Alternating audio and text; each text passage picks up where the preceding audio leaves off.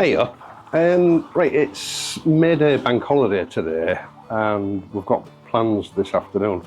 My partner's thinking of starting up a new channel around a hobby that she's doing, and I promised that I would help her set up for that and do some test runs to see how we're going to go about it. So I've not got an awful lot of time and I don't want to get involved with anything on one of the bikes, so I thought today I would do something that I've been promising to do since last September, and that is a review on my ROLEX Explorer. Now, if you remember, it's been from a childhood dream really for me to own a ROLEX Explorer.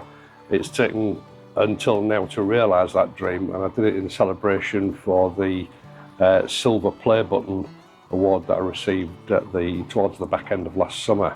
Now, this is not going to be a review in the context of the way people normally review watches. There's a little bit more to the ROLEX Explorer than that.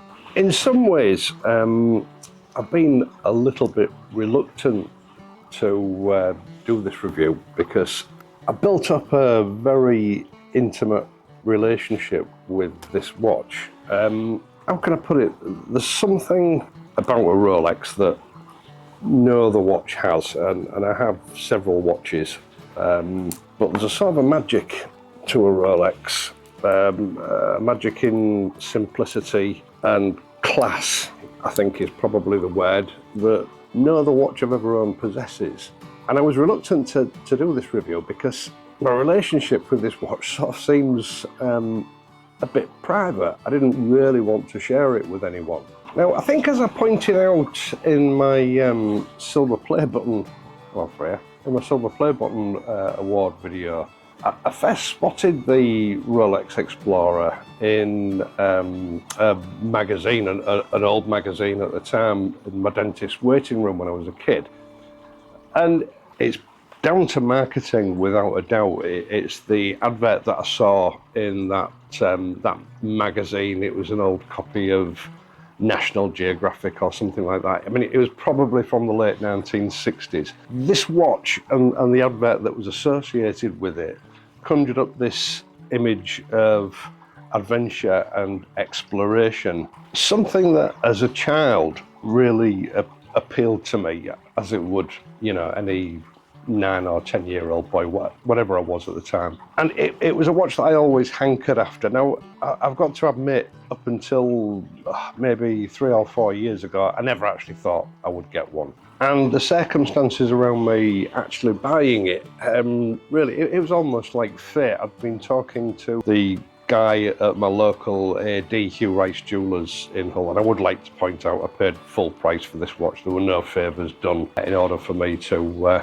be able to, you know, to own one. That sort of thing just doesn't happen with Rolex. Yeah, a series of events just clicked into place, and suddenly I got this call to say that there was a 40mm Explorer in stock, and it was mine if I wanted it.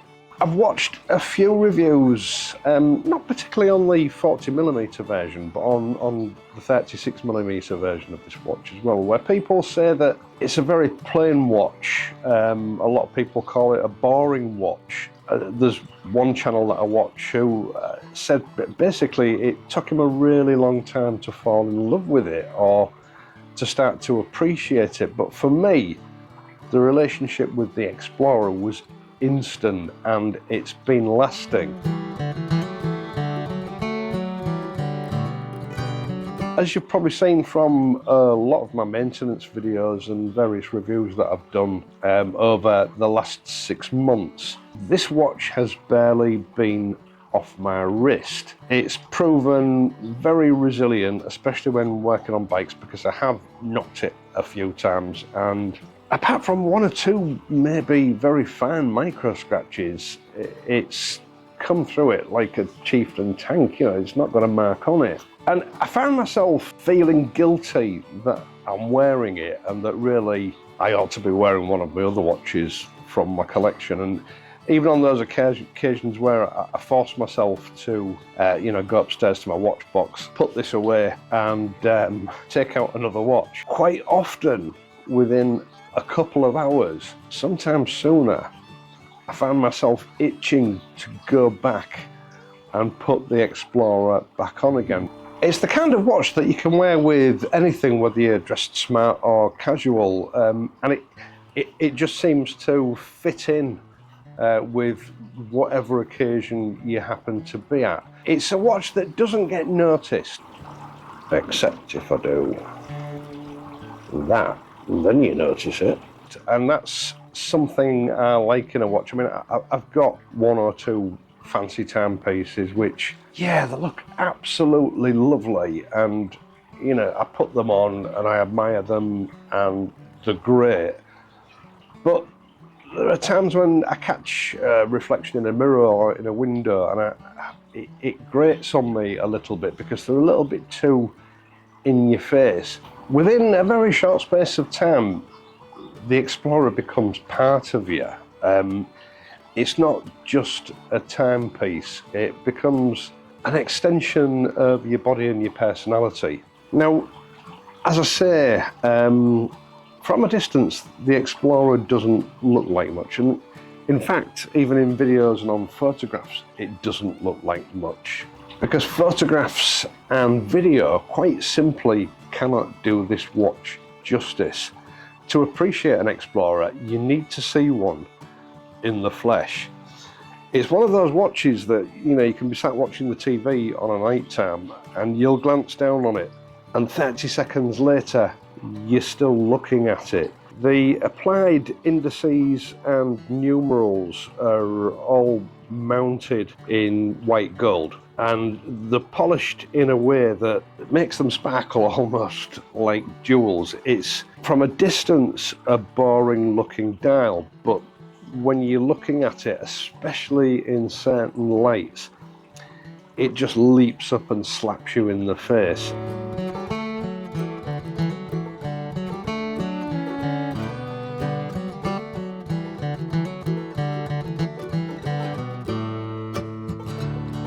Last year, when Rolex finally announced the 40mm Explorer, it was like fate to me. They had previously deleted the 39mm, which on my wrists represented about the smallest watch I feel comfortable wearing, and they replaced it with the original sized 36mm Explorer, which for me was just too small. Now, I know that the purists say that, you know, the only Rolex Explorer should be the 36mm Explorer because that's the size that it was back in 1953 when it was first introduced. But the thing is, since 1953, humans as a species have got slightly bigger.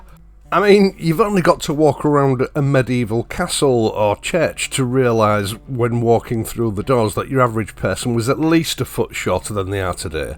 So I personally don't think that the increase in size in watches of a few millimetres here and there in recent years is a matter of fashion.